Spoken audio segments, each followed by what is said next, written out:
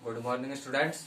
तो कल की क्लास में हमने जाना था यूक्लिड विभाजन प्रमेयिका या यूक्लिड विभाजन थ्योरम के बारे में सुना था, पढ़ा था और उसकी सहायता से देखा था कि उसकी सहायता एचसीएफ किस प्रकार निकाला जाता है।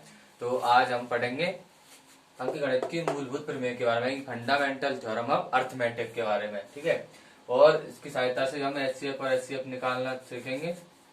तो शुरू करते हैं कि आखिर अर्थमेटिक की मूलभूत प्रमेय वो होती क्या है। अर्थमेटिक की मूलभूत प्रमेय कहती है कि इस प्रमेय के अनुसार इस प्रमेय के अनुसार इस प्रमेय के अनुसार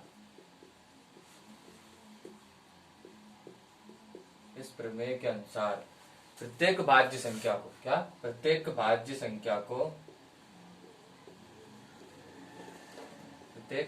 संख्या को अभाज्य संख्या के गुणनखंडों के रूप में लिखा जा सकता है। अभाज्य संख्या के गुणनखंडों के रूप में व्यक्त किया जा सकता है। व्यक्त किया जा सकता है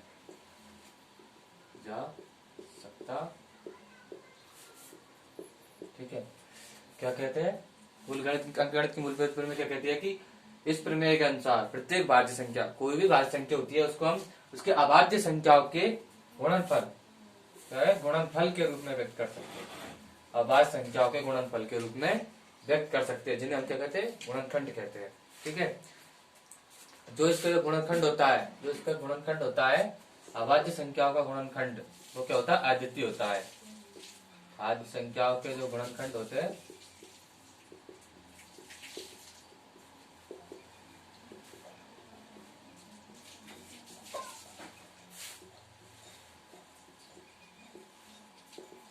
क्या होते हैं, अद्वितीय होते हैं। यानी कोई भाज्य संख्या है, उसके गुणनखंड करेंगे तो वो क्या होते हैं, अद्वितीय होते हैं। यानी कि कोई भी भाज्य संख्या गुणनखंड करने पर जो अभाज्य संख्या गुणनखंड के रूप में आती है, वो क्या होते हैं, अद्वितीय होते हैं। यानी वो किसी दूसरी संख्या के नहीं हो सकते। ठीक है, जैसे अब हम एक एग्जाम्पल के द्वारा इसको समझे। जैसे माना कि हमने लिया कोई एग्जाम्पल 26। ठीक है, तो 26 का एक गुणनखंड क्या हो गया, 2 हो गया, और एक 13 हो गया। ठीक है, ये 2 और 13 गुणनखंड है, जो सिर्फ किसका होगा, 26 और इस 26 का ही हो सकता है। अगर कोई और संख्या लेंगे हम, जैसे 91 लेंगे, ठीक है, 91 लेंगे तो इसका कितना होगा, तो 7 इंटू 13, ये इसका क्या हुआ, अद्वितीय गुणनखंड हो गया। ठीक है, तो ये इसका अद्वितीय गुणनखंड हो गया। अब जो अंकगणित की मूलभूत प्रमेय है, इसी में एक और आती है। ठीक है, अब हम इसका अद्वितीय जो क्या है अंकगणित की मूलभूत प्रमेय है, इससे उनका क्या करते हैं, इससे एचसीएफ एलसीएम निकालने के लिए इसके क्या करते हैं, यूज करते हैं। एचसीएफ निकालने में काम लेते हैं इसे। ठीक है, इसकी सहायता से किसी जो संख्या होती है उसका एचसीएफ और एलसीएम आसानी से निकाला जा सकता है। ठीक है, अब मान कर चलो हमने कोई 2 संख्या ले ली, जैसे एक तो 26 ले लिया, इसका गुणनखंड क्या होगा, 2 इंटू 13 और कितना, एक 91, इसका क्या हो गया, 7 इंटू 13। ठीक है, तो अब इसका हम एलसीएम निकालेंगे, एचसीएफ। तो एचसीएफ ऑफ 26,91, इसको लिखने का तरीका क्या है, इस प्रकार लिखेंगे इसको। क्या है, जो एचसीएफ होता है वो क्या होता है, दोनों में कॉमन फैक्टर, दोनों में जो कॉमन होता है गुणनखंड में, उसको क्या होता है, एचसीएफ होता है। ठीक है, जैसे इन दोनों में गुणनखंड है, कॉमन है, तो इसको क्या लेंगे, एचसीएफ लेंगे, यानी कि 13। इसका एचसीएफ क्या हो गया, 13 हो गया। और एलसीएम के लिए हम क्या करते हैं, एलसीएम ऑफ 26, 91। एलसीएम के लिए हमारे जितने भी गुणनखंड है, अद्वितीय जितने भी गुणनखंड है, उन सारे गुणनखंडों के लिए, जैसे 2, 7, और इन दोनों में क्या लेंगे, जैसे इन दोनों में ओवरनेस्ट है, ओवरनेस्ट वाले में से ओनली क्या लेंगे, 1 लेंगे। यानी कि यहाँ पर एलसीएम में वो आएगा, वो ओनली एक बार होना चाहिए, रिपीट नहीं होना चाहिए। 2 ले लिया, 7 और 13 हमारे क्या है, दोनों ओवरनेस्ट है, तो 1 ले लेंगे। ठीक है, तो इसका कितना हो जाएगा,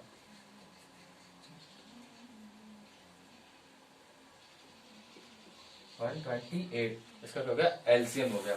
ठीक है, तो आगे ऊपर से मिटा देता हूँ।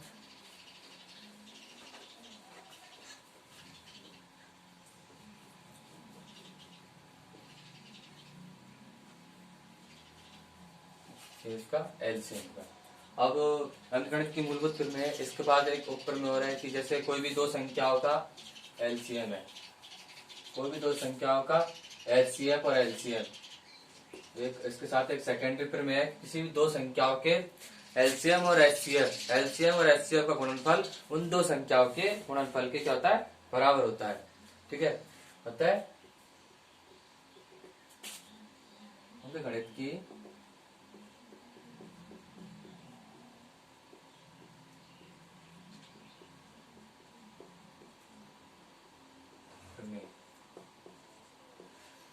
क्या कह सकते हैं हम अंकगणित की मूलभूत प्रमेय से हम क्या निष्कर्ष निकाल सकते हैं, अंकगणित की मूलभूत प्रमेय से निष्कर्ष निकलता है कि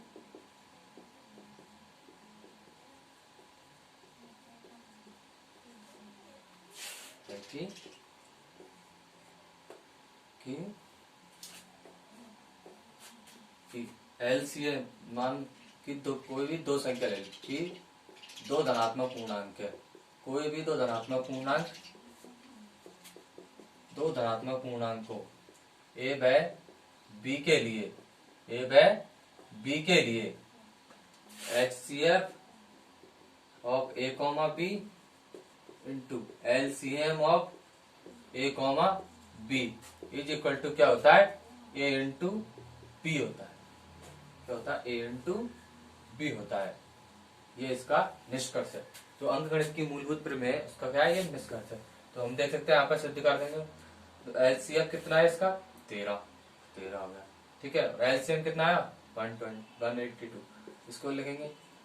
और ये संख्या क्या है, ए बराबर क्या है 26 और बी बराबर क्या है 21। अगर हम इन दोनों को मल्टीप्लाई करते हैं तो कितना आता है,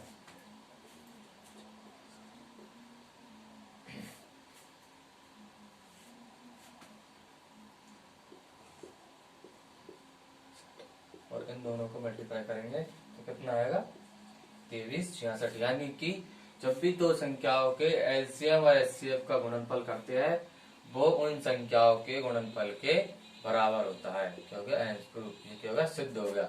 ये अंकगणित की मूलभूत प्रमेय के आधार पर हम ये कथन कहते हैं।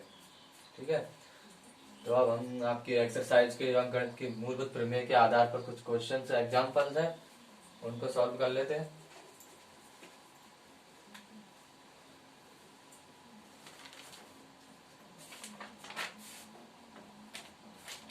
जैसे आपकी जो एक्सरसाइज है 2.2, एक्सरसाइज कौन सी है 2.2, उसमें पहला सवाल है कि निम्नलिखित संख्याओं को अभाज्य गुणनखंडों के रूप में व्यक्त करो।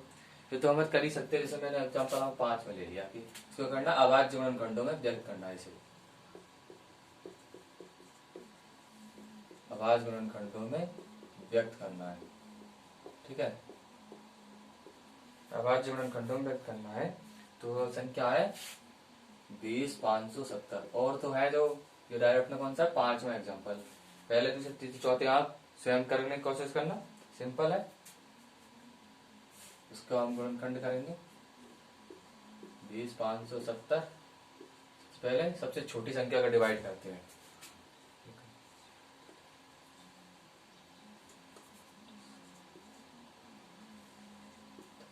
ठीक है,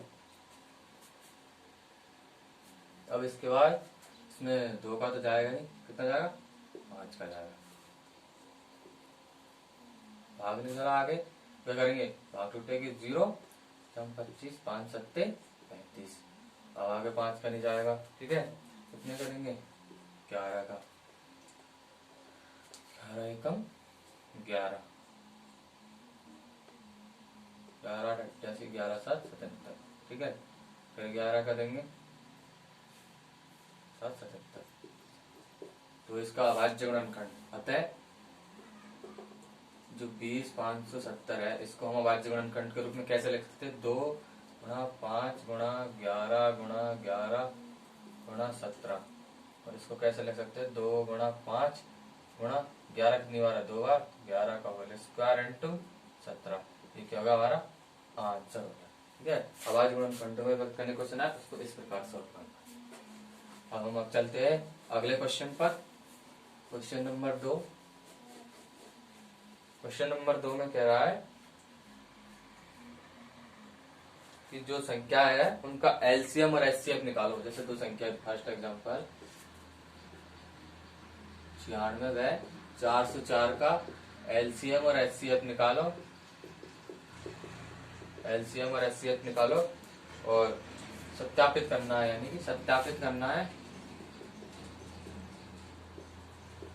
सत्यापित कीजिए कि एलसीएम, इसको ए मान लो, इसको बी मान लो, LCM of A comma B into HCF into A comma B क्या है, ए इंटू बी के बराबर है। हमको क्या करना है, सत्यापित करना है। तो सबसे पहले हम इनका एलसीएम और एचसीएफ निकालेंगे, उसके लिए इनका गुणनखंड करते हैं।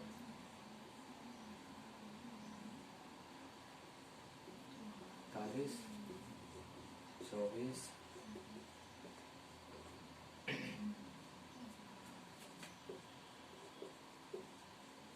तो 96 बराबर कितना है, 2 into 2 into 2 into 2 into 2 into 3, अच्छा, और 444 है, इसमें होगा देंगे 202 1, फिर इसमें किस संख्या का वाई जगह डायरेक्ट किस करना पड़ेगा, 101 एक बार, तो ठीक है। तो 4 इसको कितने रख सकते हैं, 2 गुना 2 इंटू 101, ठीक है। अब एलसीएम, इनका एलसीएम क्या होगा,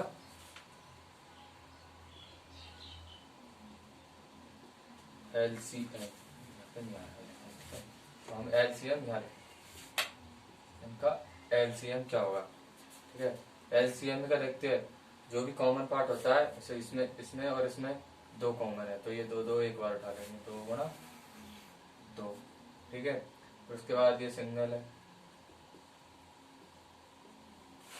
उसके बाद एक 3, जो यूनिक गुणनखंड होता है वो वाला लेते हैं, ठीक है, ये आ गया। तो इसका गुणनखंड कितना आएगा, 96, ये इसका एलसीएम हो गया, ठीक है।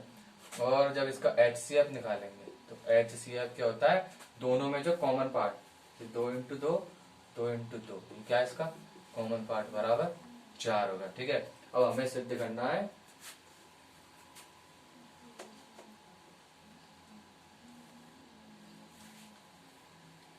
कि HCF LCM of A of B, HCF into A क्या होता है, ए इंटू बी के बराबर होता है। तो बना एलसीएम कितना आया, 96 इंटू 96, ठीक है। और इसका एचसीएफ कितना है, 4, संख्या है क्या क्या बड़ी, ए इंटू बी, 96 इंटू 404, ठीक है। तो इस कितना आएगा, 38 784, मल्टीप्लाई करके देख लेना, यही आएगा, इधर भी 38 784। अतः सत्यापित होता है कि एलसीएफ इंटू एलसीएफ और एलसीएफ को मल्टीप्लाई करने पर दो संख्याओं के गुणनफल के बराबर होता है, ठीक है। इसके बाद अपना एग्जाम्पल नंबर 3 है, उसको आप कर लेना। अब हम बताते हैं क्वेश्चन नंबर 4, ठीक है।